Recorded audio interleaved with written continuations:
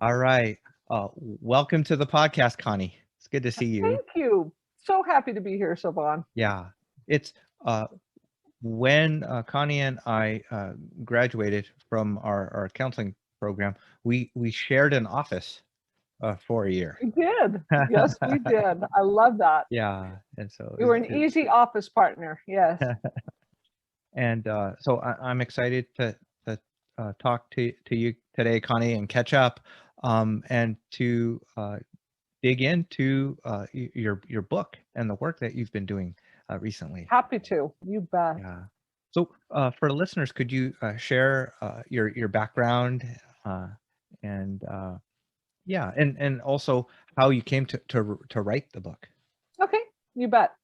Well, let's see whether this ends up being the long or short version of this story, Siobhan. You bet.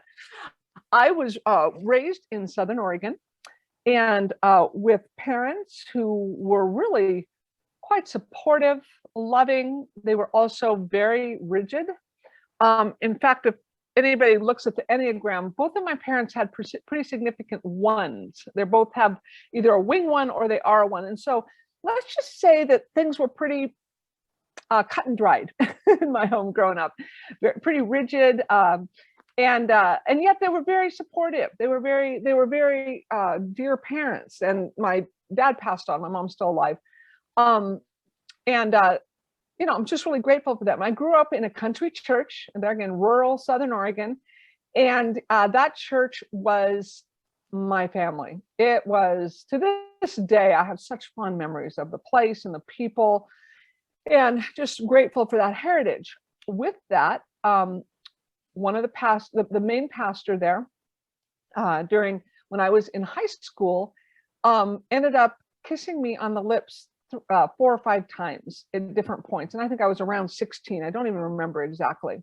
And that was the beginning of the sexual part of my spiritual abuse. And that's my specialty area, because it's became a very huge part of my story. So the church is kind of reflective of my family, loving, supportive, and rigid, and high values of obedience, compliance, responsibility, conformity, authority. All those things were understood in my mind as a child and adolescent just be the norm. That's just, of course, this is how the world works, especially how God's world works, kind of thing in my head. So I graduated from high school, didn't say a thing about the sexual assault from the pastor, because it just struck me as weird. It was kind of one of those things. I would say it didn't traumatize me. I just thought that is so weird. And I know that's not right. That's just weird. What I see now is it paved the way for further abuse. Yeah. And as I grew older, I went so it didn't seem traumatic. What did you start struggling emotionally? No. When this going on? Okay. No. This was just kind of weird. It was just one of those adolescent things where you go, oh, that was weird. And I knew it wasn't quite right. Unfortunately, his daughter was my best friend. And so that was also really odd. I was, his daughter, the pastor's daughter, was my best friend. And it just, there was a lot of complicated stuff around that. But I never told my parents. I didn't tell anybody. I just like, ooh, that's weird. That's yucky. So yeah, interestingly, now with eyes now as an adult, I look back and I go, that was really violating. And even though I didn't feel emotionally traumatized, again, it kind of paved the way for my later abuse. And so to almost normalize it and go, oh, well, maybe that's just kind of what pastors do sometimes, but they shouldn't. And it was just almost normalized. And of course, this is back in the 70s, late 70s, early 80s. And so that, people weren't talking about it. People weren't talking about pastors acting out sexually at that point at all, at least not in my little rural town. And and I read a lot of books, even as a teenager, Christian books. People weren't talking about that. So, so I went to Bible school and was headed to the mission field and was very, what's the word? Very zealous and and not in a too intense way, just like not in a harsh way, but I was ready to go. I was ready to save the world. And so I went to Bible school. You were on fire. On fire, for God. As they would say back then, on fire for Jesus. That's exactly right. And so I went to college, and it really confirmed. To this day, I love cross-cultural conversation and studies and that sort of thing. And my senior year at Bible school, I started going to a church. And the second Sunday I was there, I met a pastor who I immediately clicked with. And he said, you know what? I just told him, I love this church. I love what it stands for. It had some really unique things about it.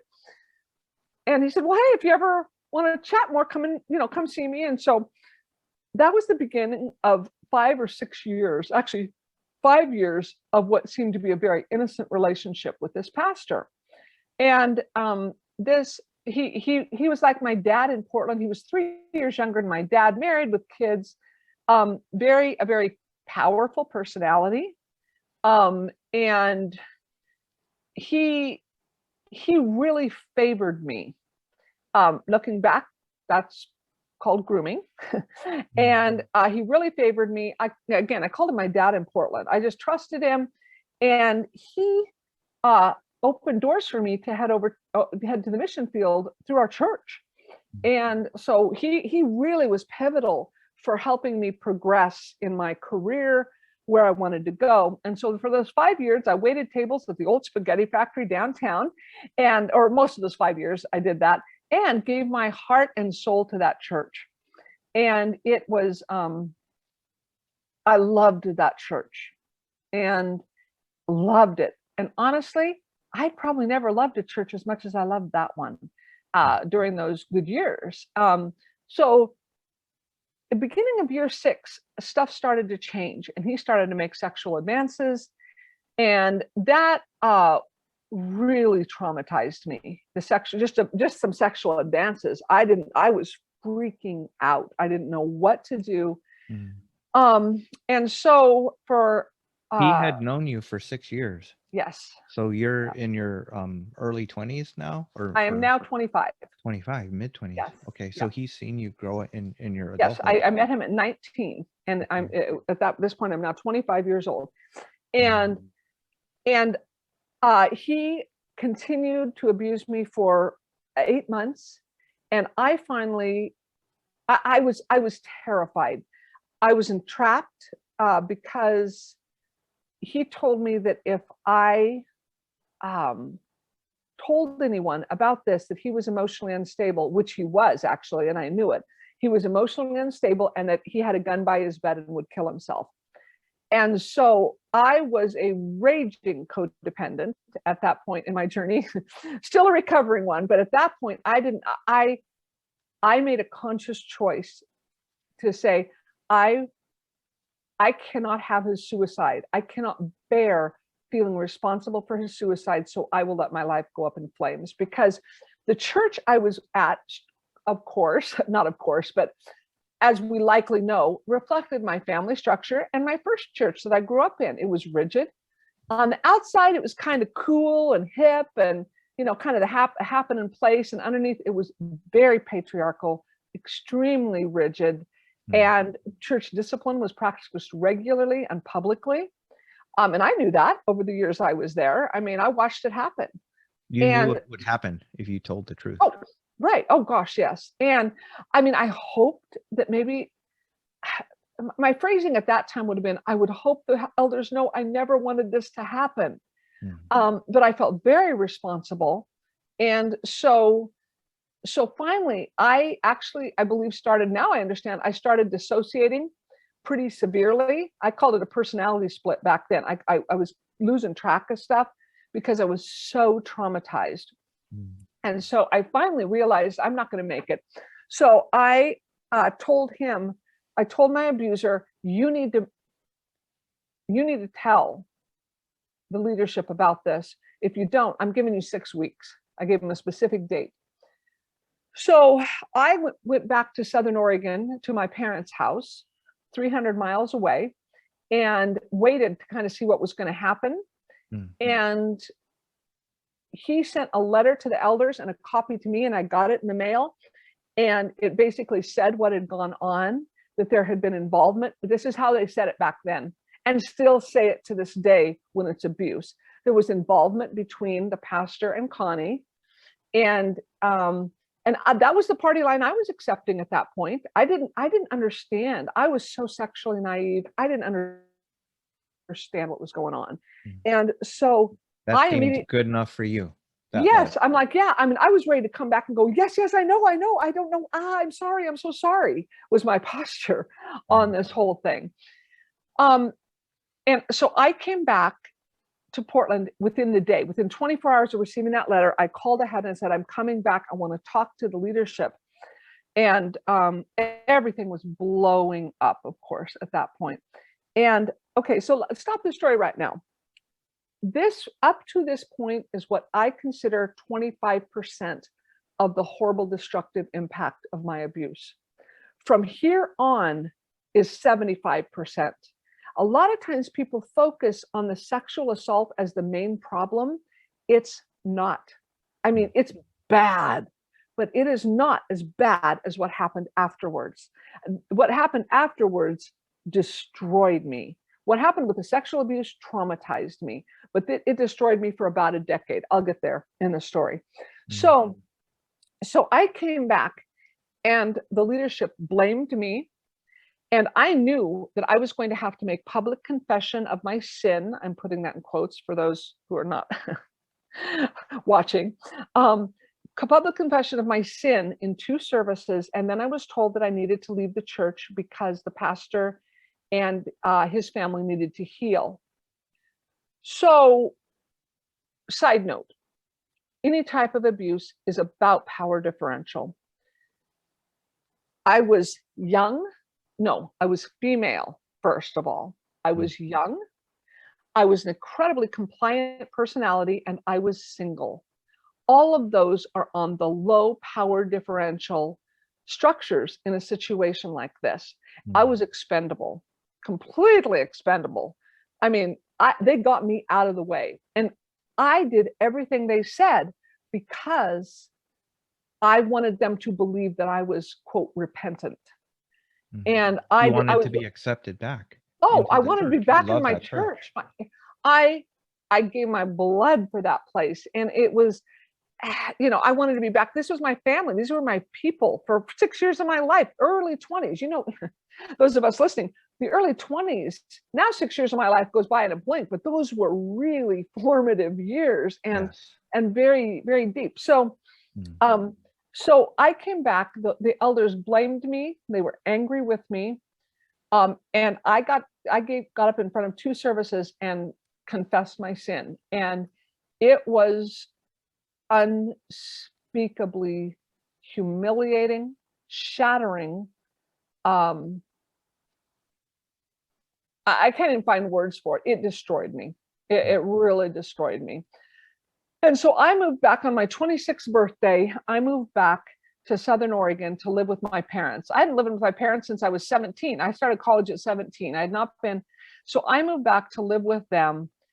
And I became very suicidal. I was profoundly depressed. Didn't quite understand what even that meant at that point. I was going through panic attacks. I didn't understand what panic attacks were, so I couldn't even, to this day, I wish I could go swoop back that 25-year-old and get her meds because my brain was so traumatized. It couldn't even, I would go to work 8 hours a day, and I'd come home and I'd read for about 5. And I'd go to bed and I'd go to work and work 8 hours, and I'd come home and read for 5 or 6. And that's all I could do for months. And I went through profound, there again, there's so many angles to this. Mental health, it just blew my brain up. Spiritually, I ask a bunch of questions. Number 1, do I want to live? Yeah, I don't think I do. So I was contemplating suicide for quite a while. I had nothing left. My reputation was obliterated, and I had a great reputation. My career path was destroyed, so that was out. I had nothing. I didn't have my people. My parents, the first several weeks, didn't know quite what to do with it, and so they were semi-supportive. And after they watched what the church did with it, they became much more supportive. They're like, that ain't right, you know? And so, but all the time I was defending the church leadership. Well, it's just what they do. I know that they needed to take care of things, but I was defending them at the same time I was being just destroyed by them. And so I came home, and so I had a question. Do I want to live? Yeah. Finally, I thought, all right, I'll stick it out for a while. I don't know why bother, but I'm going to see where it goes. Mhm. Second question is, am I going to believe in God? And I was kind of like, my thing is, I know too much. I can't walk away. I just know too much. I don't know what this thing happened. It happened to me, but I don't know. And then question was, am I going to stay in church?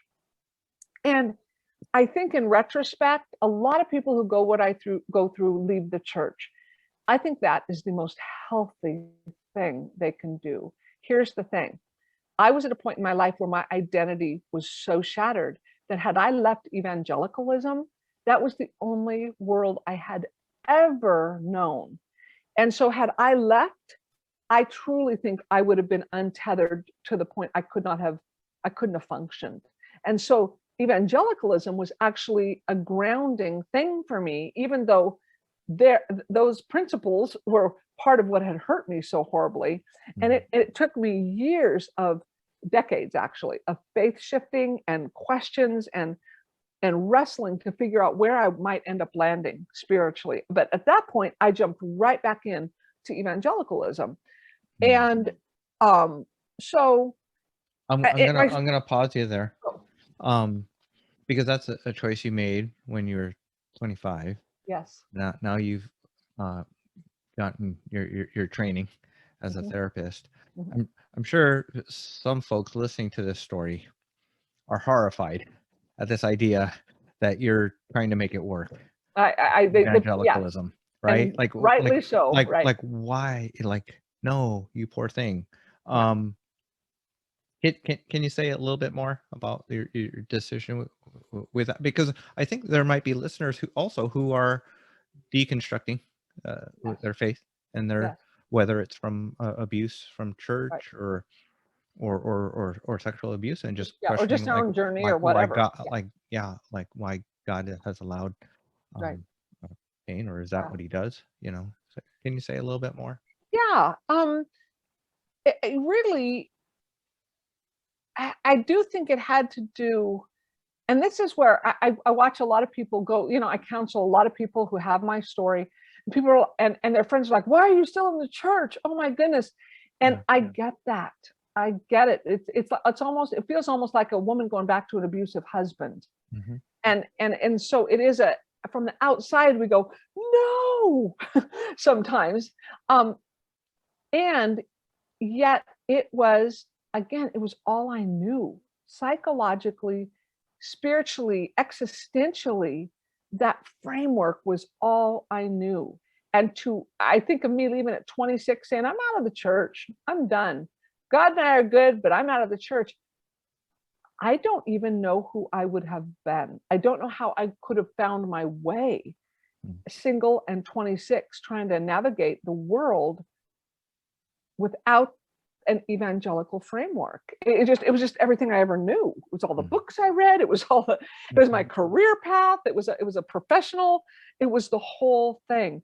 Now, through the years, is it okay? So I'm going to finish the story, and then I'll go a little bit more to some of my faith shift, because I think that's probably the best way I could describe it. Is I would not have known what to do outside that framework.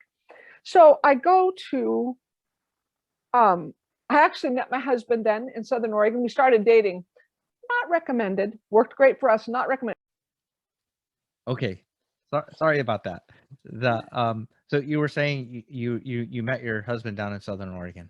Yes, I met my husband. I don't recommend this, but we met and started dating 6 months after I moved home. I was bleeding out an artery emotionally, and we have funny and crazy, funny now stories to tell. because my mental health was so bad, I literally had a panic attack and blacked out in Mervyn's during that year. It was so intense. It was so over the top. So wonderfully, my husband was a phenomenal human being, is a phenomenal human being 30 years later. And we got married, had kids, he brought two to the marriage. So I got two kiddos with the package. And then we had our youngest. And I kept kind of surviving. I slowly started functioning a little bit better.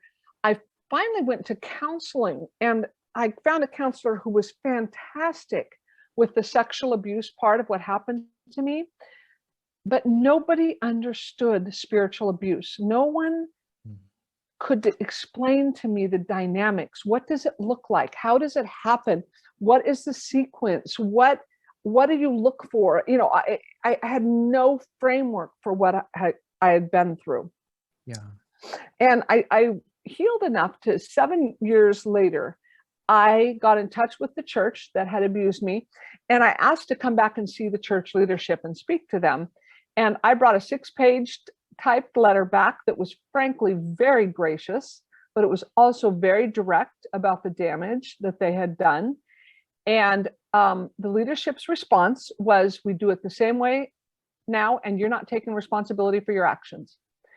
And I knew that was coming. And so I came in expecting nothing from them, and I got nothing, and that was fine. I actually walked out and I was like, that's went just fine. And so, but I knew for my integrity, I needed to come back and tell them, because if there was a way for something to get through and them to get this, that I needed to say it. But I said my piece, and I thought that now it's up to them.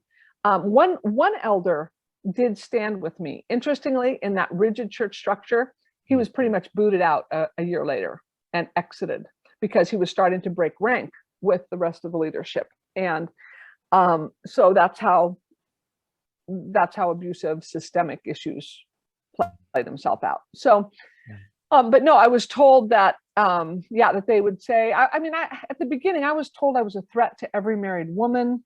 If you'd have known me back then, every married man, excuse me, if you'd have known me back then,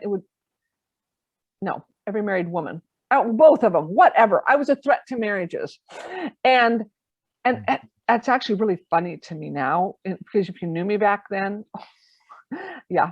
Anyway, it was silly. And they said, oh no, they stood by what they had done and what they had said.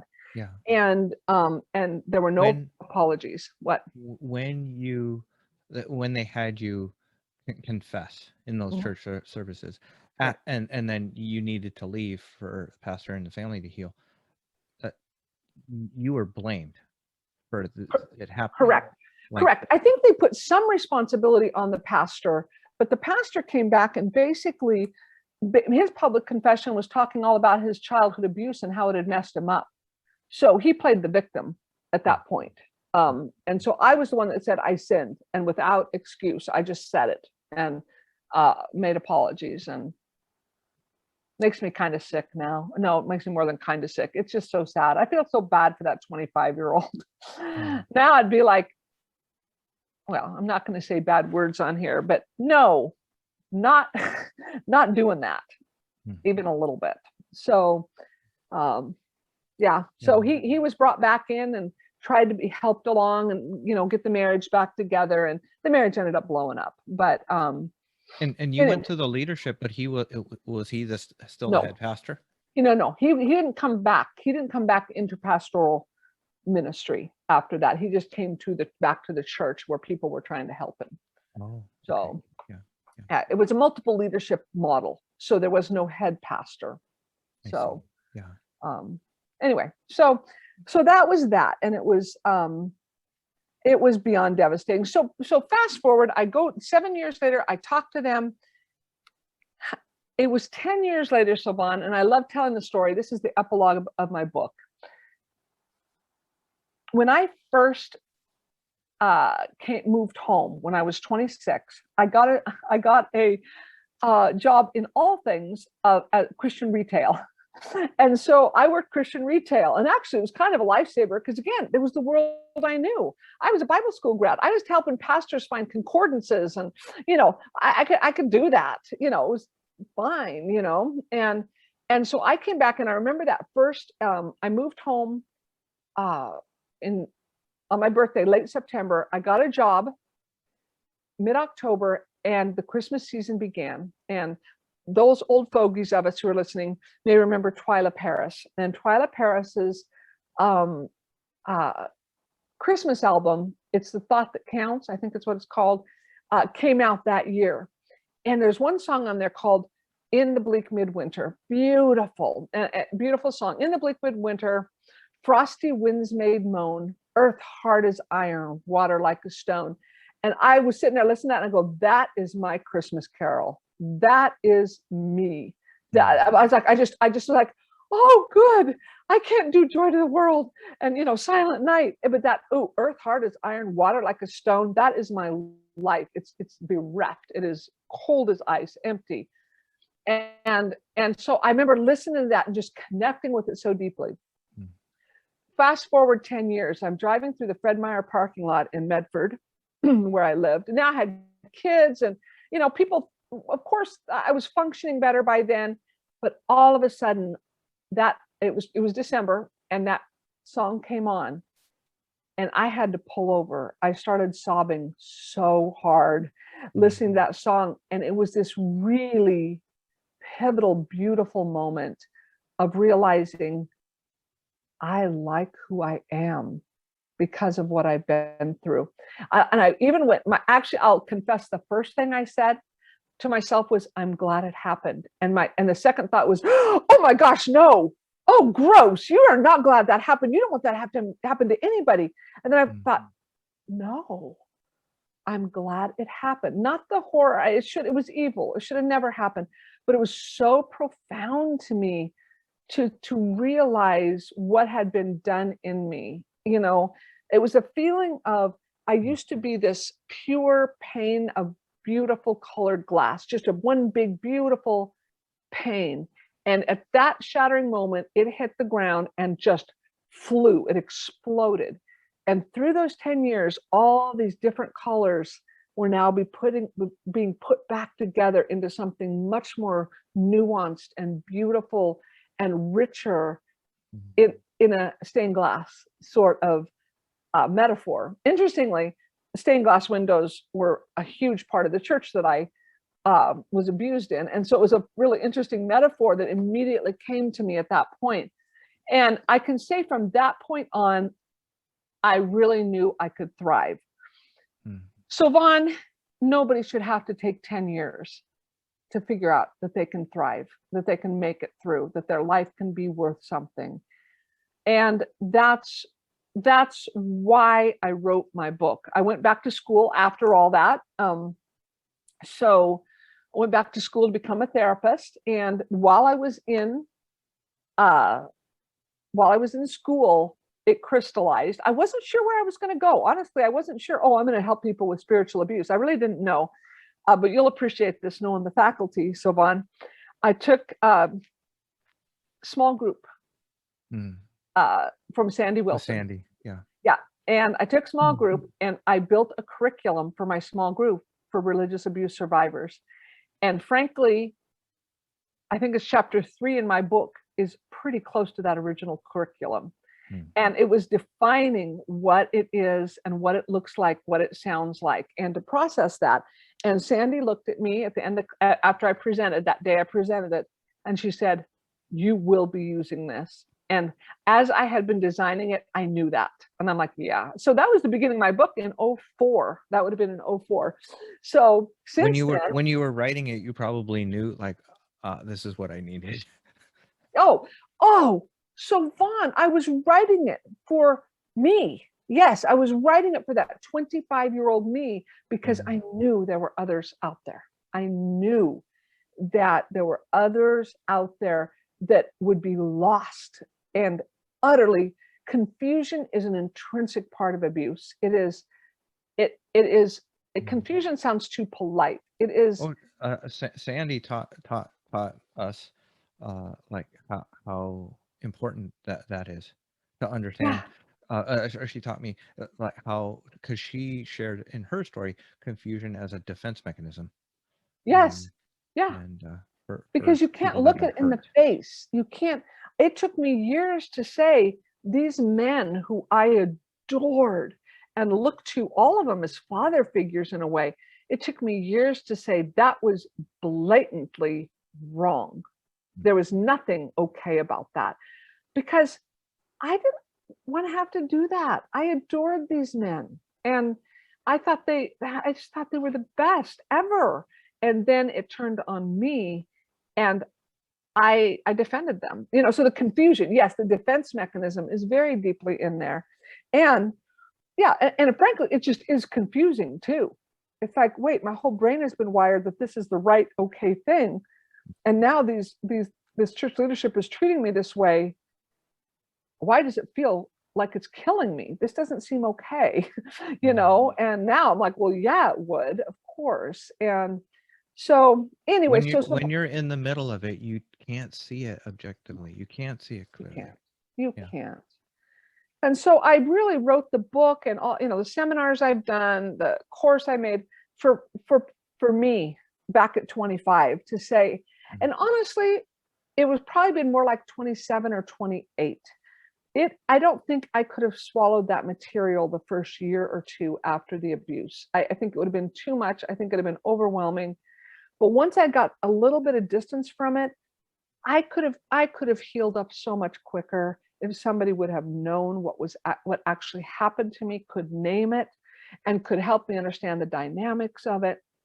And so, yeah, and then since that time, that was 04. So what are we at? 15 years later.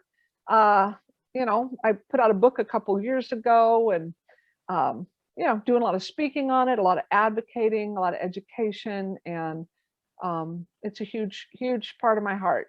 So Yeah. it's The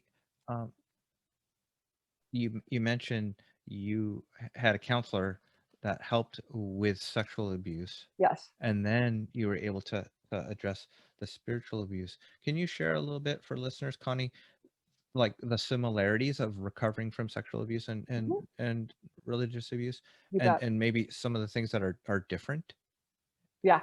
Yeah. in Yeah. healing from that? Oh, that's a great question. Um, yes, absolutely. Had I been able to go back to my story, I would have addressed the religious abuse first. Oh, okay. I would I'm have this. surprised because I thought it it's because you dealt with the sexual abuse you were able to do it, but you do it the other Well, way too. it's because it's all I had. It's because the sexual abuse component was all that my counselor had to help me, which there again, I'm forever grateful to her. She was a beautiful human and a good, and didn't for 1 minute excuse or defend the church and what they had done. She didn't know fully what to do with me in that area, but she was great, but she knew how to help sexual abuse survivors. And Hmm. so that was really, I went through a group, and if I had it to do, and maybe it wouldn't be first, but it would be simultaneous, because that again, 75% of the damage was the spiritual abuse. Hmm. And so it was helpful to get the well, when I finally realized it was sexual abuse that had happened to me, is when one time I was reading a book and it said sexual abuse is grooming, abuse, and entrapment. And I'm like, oh my goodness, that is my story to a T. Hmm. I'm like, okay, that is exactly what happened. I was groomed, I got abused, and then I got trapped. And and then entrapment can happen all kinds of different ways. And so okay, the difference in similarities. Let's go with the similarities.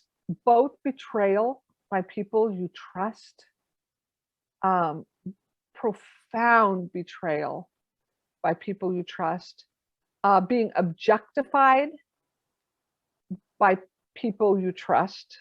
In other words, not being seen, not being protected or cared for as a human, but you are, to my abuser, I was meeting his emotional and sexual needs, and his needs for control. I will never, that's a huge one, need for control.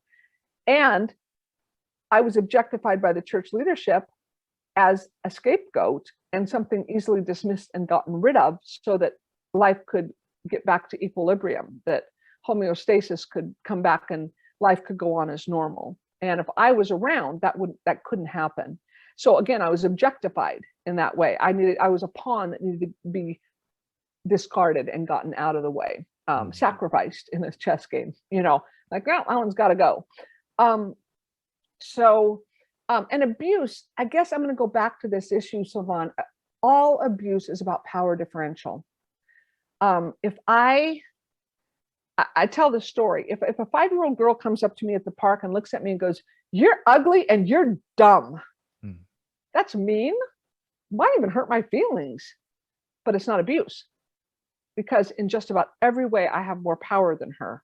I have more power mentally, psychologically, maturity. Probably I can run faster than her. I'm bigger than her. So I have all the power. So that's mean, but it's not abuse.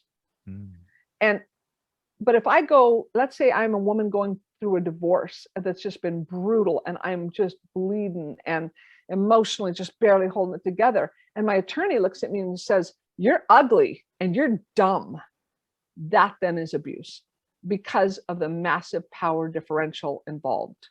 So power is essential to this idea of abuse. A power differential. Power differentials aren't bad. They are actually needed in many areas of life. I always say, when I got cancer and I had a huge neck dissection, my surgeon had all the power in the world. I was out cold. I was under anesthesia. He was cutting into my neck.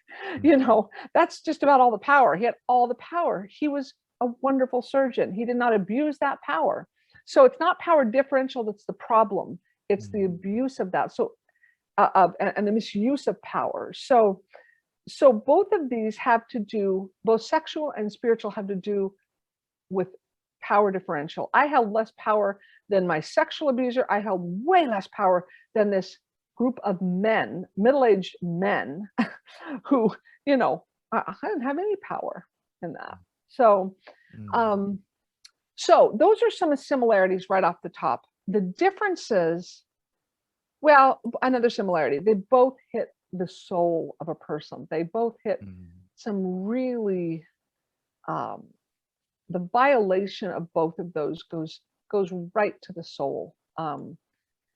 And don't ask me to define soul, because I really can't, but I think we kind of know what I'm saying.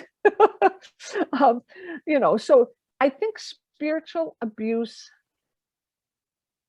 is so profound, because it messes with the sacred. It messes with our worldview. It messes with meaning, all these existential issues, meaning, life and life after death. Where did we come from? Where are we going? Why are we here? And when we have a spiritual authority who takes advantage of us and exploits us, hurts us, silences us, weakens us, minimizes us, they're speaking for the divine. They're speaking for God. And that is a massive type of impact in the deepest parts of us. Now, spiritual abuse can be combined with sexual abuse, can be defined with physical violence. It can be, spiritual abuse can look financial, certainly psychological manipulation and control. But that is where I think the distinction, spiritual abuse just has that element to it that goes so deep in our identity. And I probably hear some people saying, well, so does sexual abuse. And I would agree. But there's something really unique about when you get exploited and abused by a spiritual, someone that you've looked to as speaking for God. Yeah. As you describe that, I just feel, like you mentioned meaning, like the loss of hope, Oh, the destruction of hope. It's like death. Like yes, it if you was lose death. hope, that like as marriage counselors, like when you lose hope, then it's like the death of the marriage, the Right, relationship. So right. emotionally, um, losing that just that center, it's such a low. It's devastating. Right. Well, and that was part of why that goes back to, do I want to stay alive? Do I still want to have something to do with God? Do I Mm. still want to have something to do with church? That those hit those, even my own existence, I'd lost so much hope that I'm like, man, I don't think I want to bother staying alive, and started thinking about what could I do. Yeah, So yeah, it just goes right to the core. yeah.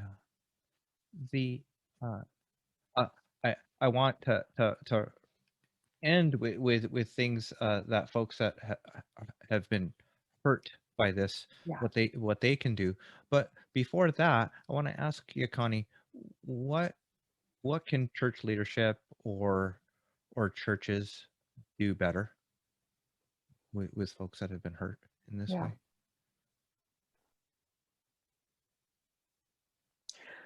I divide church leadership into three categories. I think let's start there.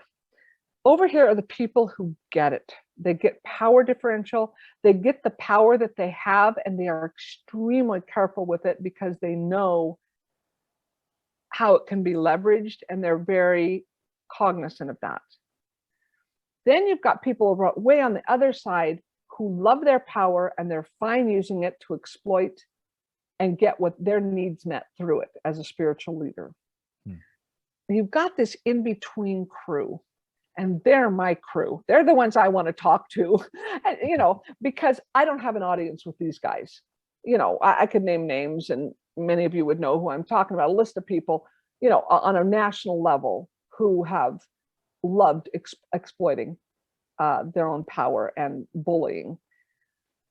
This is the group where my heart is, where they're good-hearted, but they're not real clear on things like power, and they just say, well, the Bible says it, so I've just got to say it just like it is, and not doing it like Jesus did it. Jesus was so savvy in who he took issue with. It was always with people with power. I mean, well, maybe not Peter. Boy, he really had some words for Peter.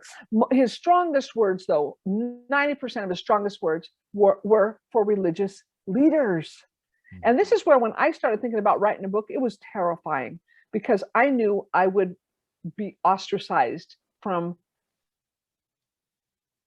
well, parts of evangelicalism, and I have been. and so I had to let that go before I ever got into it. And I really had to find my ground to say, before God, I got to be able to answer for blaming the church for some things. And I've got to be on solid ground. And man, I just look back at the life of Jesus and I just breathed a sigh of relief. I was like, the people he went after and he said, stop it, you're doing it wrong, were to religious leaders who were hurting the people under them. And so if I were to talk to religious leaders, the church as a whole, the leadership, I should say, not the whole, but the leaders, I would beg them to learn about power, to learn and to hold, to bring in people who are not afraid to say, you hurt that person. And even if you didn't know it, you need to go make amends. To have accountability surrounded, to have open hearts. But there is such a defense. And there again, I'm speaking as an ex-pastor's wife here. My husband was pastor for many years, and so I know some of the coolest people in this world are pastors. A few of them I just adore. There are other ones I'm not real impressed with that I know personally, but so there's nothing against pastors as a whole or spiritual leaders. It's an awareness and a humility and an open-handedness to say, I'm going to hold my power and my influence loosely, and love and serve and not have my own insecurities deeply tied up with the power that I'm trying to get from this position. So that's what I would beg pastors to be mindful of. I'd also love pastors to read my book. I mean, there again, the survivors are always like, when are you going to get a book for pastors? I said, when pastors will read it. But there's a lot in the book that outlines we hurt people unwittingly. That's that middle group of pastors I'm talking about. They can end up hurting people when they don't want to because they don't understand. They're just trying to, preach the word of God, but how they do it and in the context they frame it can be so damaging because of that power that they have in that position. Yeah. I don't want our interview or any of the other interviews on the other podcasts episodes to sound like pastor bashing or against churches. No. I love pastors as a pastor's kid, Yes. and a former elder at a church plant. I know the challenges of leadership, so want to encourage pastors, and also like as leaders, like this stuff happens on your watch. Yeah. You have to be aware, and you are called to protect your people. Yes.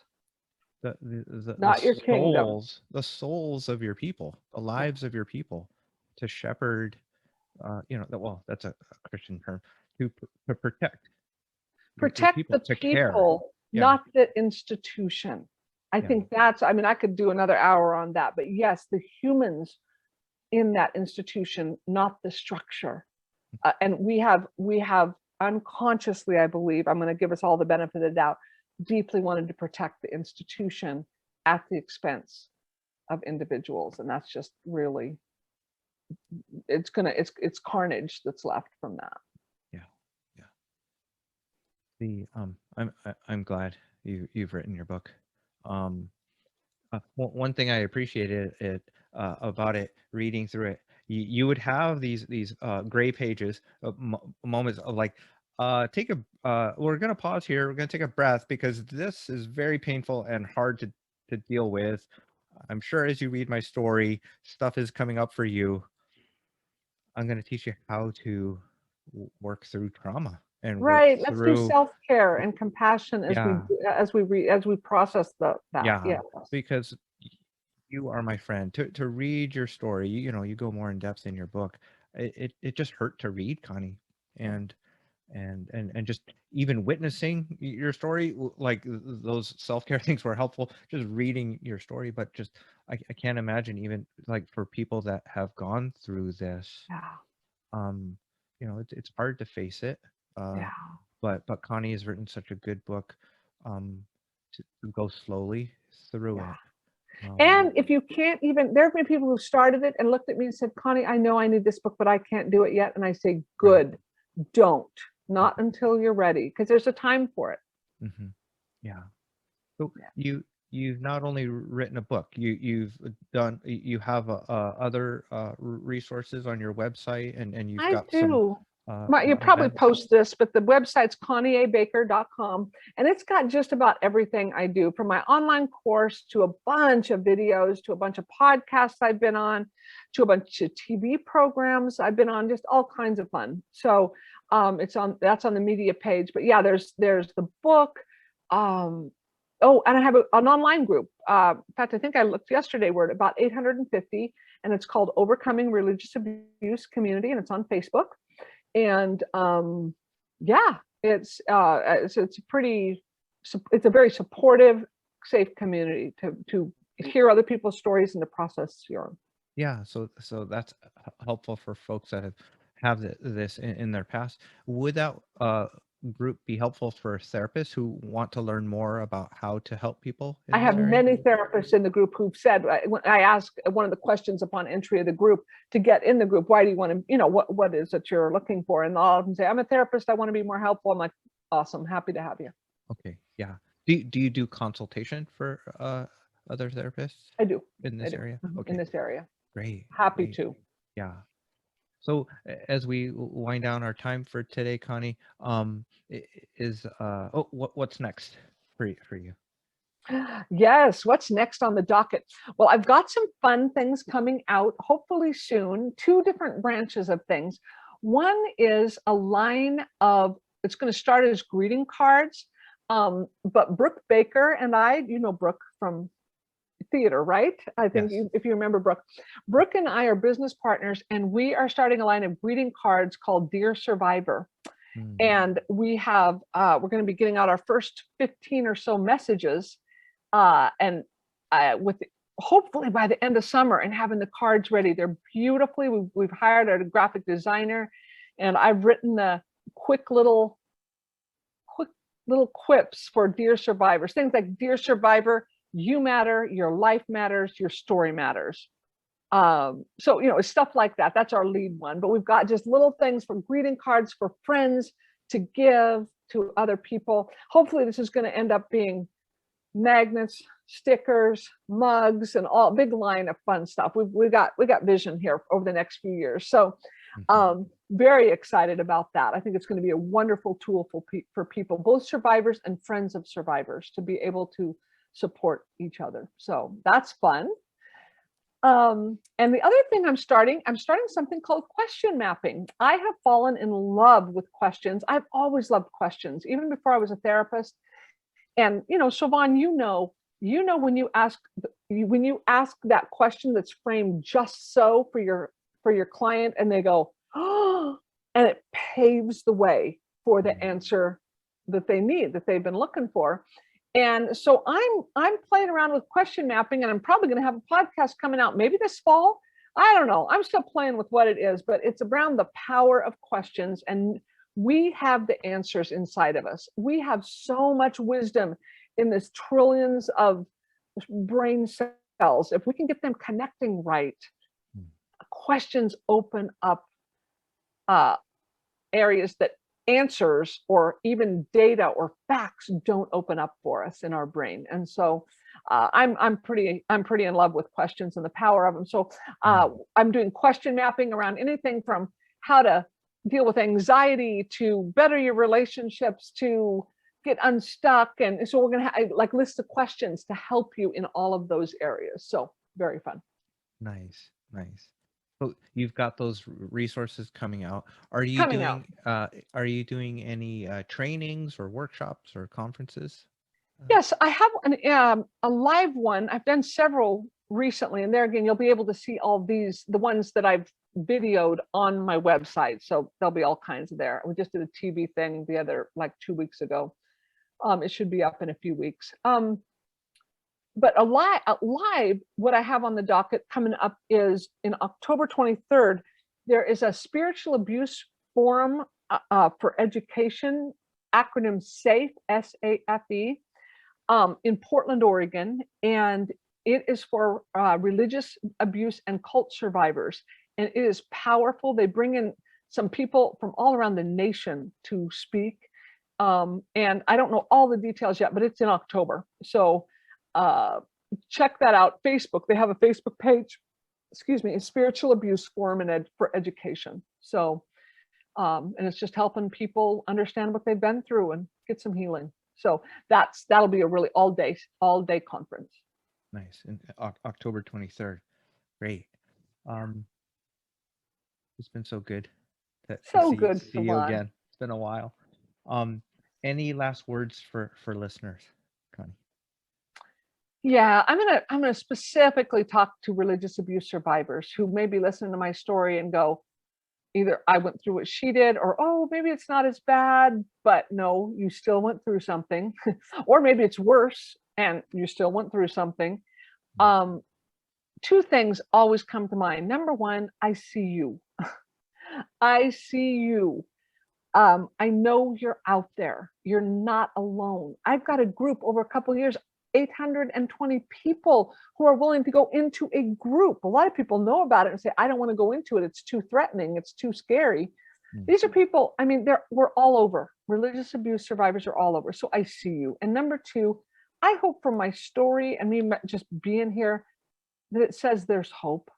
There's hope for recovery. There's hope for healing. There's hope for meaning to be restored in your life and purpose and all of that. So yeah, anybody out there listening? Thank you so much. You bet. Yes, Connie. Happy to be here, Simon. Yeah. Goodbye, my friend, and keep in touch. We will.